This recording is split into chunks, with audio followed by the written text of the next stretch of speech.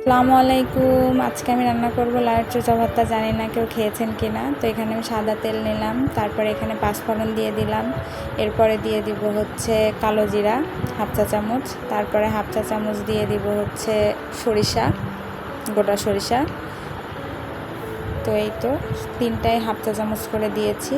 এরপরে আমি এখানে হচ্ছে লাউয়ের চোচা আর আলু কুচি কুচি করে ভাজি যেভাবে করি ওভাবে কেটে নিয়ে দিয়ে দিলাম। এখানে স্বাদ মতো লবণ দিয়ে দিলাম।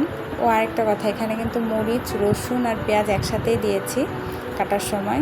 তো হাফ চা চামচ দিয়ে দিলাম হলুদের গুঁড়া, হাফ চা চামচের কম হচ্ছে মরিচের গুঁড়া দিছি। এরপরে এটাকে নাড়াচাড়া করে একটু ঢেকে দিব 5 মিনিট মতো। তারপরে হাফ কাপ পানি দিব।